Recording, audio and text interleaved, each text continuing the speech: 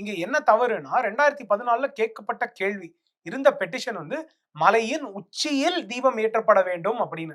மலையில் உச்சியில் யார் இருக்கா? அங்க தர்கா இருக்கு. அப்ப தர்கால அங்க பண்ணணும் அப்படின்னா ஃபர்ஸ்ட் மத பிரச்சனைகள் வரும் அப்படின்னு ஒரு சோஷியல் இஷ்யூ. 2வது சட்டம் ஒழுங்கு சார்ந்த இஷ்யூ. இது இல்லாம 1923 ஜட்ஜ்மென்ட் என்ன சொல்லிடுச்சு? இஸ்லாமியர்கள் பயன்படுத்துகிற இடத்துல பண்ணக்கூடாது. அதனால 2014 அது பண்ணக்கூடாதுன்னு சொன்னாங்க. சோ மேல இருக்க மலை 2014 தீர்ப்பே ஒரு விதத்துல 1923 தீர்ப்பை மீண்டும் சொல்லக்கூடிய ஒரு தீர்ப்பு தான். ஒரே ஒரு கன்ஃபர்மேஷன் தான். மேல் குன்று 2 குன்றுகள் இருக்கு. மேல் குன்றில் உச்சியில் நீங்க தீபம் ஏத்தக்கூடாது அப்படின்றது மட்டும் தான் கன்ஃபர்மேஷனே தவிர வேற எந்த இடத்துலயும் ஏத்தக்கூடாது அப்படின்றது கிடையாது. அன்னைக்கு என்னோட கேள்வி ஒண்ணும் இல்ல. நான் இன்னைக்கு உங்க வீட்டுக்கு வரலாமான்னு ஒரு கேள்வி கேட்கிறேன். நாளைக்கு நீங்க வீட்டுக்கு வர முடியாதுன்னு ஏதோ ஒரு காரணத்தினால சொல்றீங்க. நாளைக்கு வந்து நான் உங்ககிட்ட உங்க ஆபீஸ்க்கு வரலாமான்னு கேட்கிறேன். நீங்க வரலாம்னு சொல்லணும்.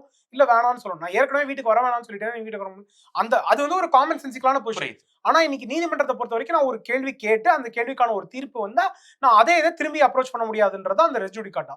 இங்க என்னன்னா அவங்க சொல்றது எல்லாமே ஏற்கனவே ஒரு தீர்ப்பு வந்துருச்சு, அப்புறம் எப்படி இவர் பண்ண முடியும்? இந்த தீர்ப்பு இந்த கேள்வியே கிடையாது. மலை உச்சியில் தர்காவில் ஏத்த முடியுமா? இல்ல தர்காவுக்கு அருகில் ஏத்த முடியுமானா அது முடியாது அப்படின்றத இன்னைக்கு ஜி.ஆர். சுவாமிநாதன் அவர்கள் அவரோட சிங்கிள் ஜட்ஜ் ஜட்மெண்ட்ல கிளாரிஃபையே பண்ணி அதற்கான தீர்ப்பையும் கொடுத்துட்டாங்க அவங்க. அவங்க 2014 தெரியாம அதை பத்தி விவரிக்காம அதை பத்தி ஒரு டிஸ்டிங்விஷ் பண்ணாம கொடுத்திருந்தா தவறு. அது எல்லாத்தையுமே பேசி ஏன் ரெஜுடிகேட்டா அப்ளை ஆகாது, ஏன் நான் இப்போ இந்த இதை விசாரிக்கலாம், அதற்கான பவர்ஸ் இருக்கு, எதற்கான ஸ்பேஸ் இருக்கு அப்படின்றத தெளிவாக கொடுத்திருக்கிறார்.